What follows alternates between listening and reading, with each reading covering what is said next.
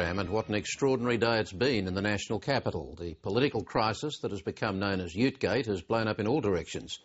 The man at the centre of the explosive evidence given to the Senate Estimates inquiry on Friday, senior Treasury official Godwin Gretsch, has today become the subject of a criminal investigation. The central thesis of opposition leader Malcolm Turnbull's attack on Kevin Rudd, an email allegedly sent from the Prime Minister's office, has been revealed by Australian Federal Police today to be a fake. The opposition has charged that both the Prime Minister and the Treasurer have improperly conspired to assist a car dealer acquaintance of Mr Rudd's to access a government credit scheme and misled the Parliament. But today, as news of the Federal Police investigation began to filter out, Mr Turnbull had swung almost the complete focus of his attack onto Mr Swan. Mr Rudd, on the other hand, was demanding Mr Turnbull's apology and resignation. In a moment I'll be talking with both leaders, but first this report from political editor Michael Brissenden. He has no alternative now but to stand up, be man enough to apologise and resign. Order. He is a man that has lied to the Australian people, he has lied to this Parliament, and the Treasurer now needs to resign. What he demonstrated was how reckless he is, how irresponsible he is, and how he should resign. The member for Hunter resigned. For a lesser offence than this, the Treasurer should resign. Intrigue and outrage have enveloped the politics of the nation as surely as the shroud of fog that wraps itself around the Parliament on these chilly winter mornings. An old ute, a mate, the startling evidence of a stressed and finely drawn public servant, an email of some highly questionable provenance, an industry in crisis, and a chain of correspondence to and from the Treasurer all play a part in this continuing drama. It began with a pointed question to the Prime Minister some weeks ago about his relationship with the car dealer John Grant, who'd lent him a Mazda ute for campaigning, and was ratcheted up to a feverish new intensity by this remarkable evidence at Senate Estimates on Friday. I certainly had the impression that he wasn't your average constituent. It was certainly my understanding that the initial contact I had with respect to John Grant was from the Prime Minister's office. The revelations of Godwin Gretsch, the Treasury official, appeared to contradict the assurances given to Parliament by both the Prime Minister and the Treasurer that they had not given Mr Grant any special treatment as he attempted to secure emergency finance from the government's special Auscar scheme. The initial contact Mr Gretsch referred to was in the form of an email that an extensive search initially failed to find, but the contents of which seem to have been known by the opposition for some time. It was quoted from on Friday by Eric Abetz, the senator leading the opposition attack in Estimates, but by today it had been unearthed as a fake by Australian Federal Police investigators who this morning raided Mr Gretsch's Canberra home. It's understood the email was written in the Treasury system, sent to Mr Gretsch's home account and then deleted from Treasury computers. The Prime Minister says the opposition leader's attack has been demolished. The member for Wentworth is no longer fit to occupy the office of Leader of the Opposition because he has actively promoted for political gain the contents of an email purporting to be from me, my office, that is entirely false, fictitious and a forgery. Not only is the member for Wentworth not fit to be Leader of the Opposition, by his actions in this sordid Turnbull email forgery affair, he has also disqualified himself from ever being fit to serve as leader of this country. Let us be clear about what is at stake here.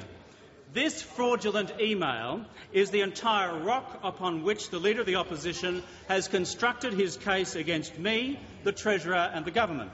And this rock has now disintegrated into sand.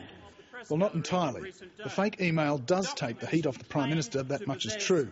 Malcolm Turnbull has overreached on this. How much checking was done on the veracity of that email, for instance? Has the opposition seen a copy of it, or are they just quoting from what they've been told was in it? But having called on Friday for both the Prime Minister and the Treasurer to resign, Mr Turnbull today turned his full attention to the Treasurer. The key focus of that attack is the claim that Wayne Swan misled the Parliament when he said Mr Grant was not given any special treatment. The louder they scream, the more desperate we see them to be as they try to hold up in office a Treasurer who has betrayed the trust of the Australian people and prostituted his responsibilities by seeking to leverage the power of the Commonwealth to advantage the Prime Minister's mates. The central charge against the Treasurer is based on emails tabled by the Treasury that show that the case of Mr Grant, one of many dealers who had inquired about access to Auscar Finance, was raised directly with Mr Gretsch by the Treasurer's office. After approaches from Queensland backbencher Bernie Ripoll direct to the Treasurer's office, Mr Swan phoned John Grant and reassured him that his departmental liaison officer would refer the matter to Treasury. Mr Gretsch was also encouraged to raise the matter with Ford Credit during a pre-arranged meeting, at a time when Ford Credit was itself seeking $500 million in government assistance to keep its Australian operations alive. The Grant matter was raised at the Ford Credit meeting, and the Treasurer was informed of this by his DLO via a fax sent to his home. Far from ordinary treatment, according to the opposition, and Malcolm Turnbull says Wayne Swan should go. Now, the government can raise distractions about other documents and other emails as much as they like. Oh, and go member for taken, the member for you can talk it up as much as you like, but you cannot escape the fact that presiding over the finances of the Commonwealth of Australia is a Treasurer Minister who has lied to this House. He has lied to this House.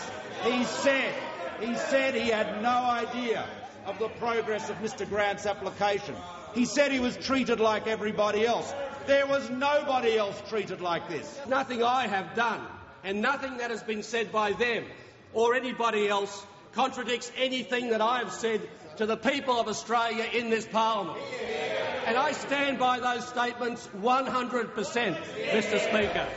Because at the end of the day, Mr Speaker, Mr Grant received no benefit from Auscar and he received no assistance whatsoever from Ford Credit.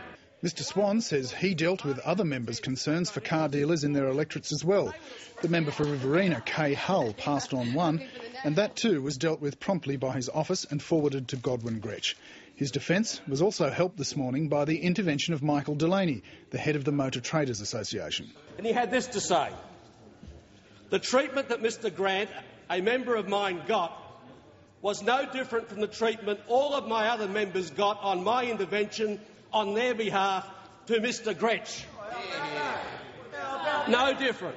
But we're still not sure if any of those car dealers had quite such close contact with the Treasurer himself. And the opposition pressed home the point in question time today. Will the Treasurer advise the House how many other car dealers he spoke with directly on the telephone before referring them to Treasury for assistance?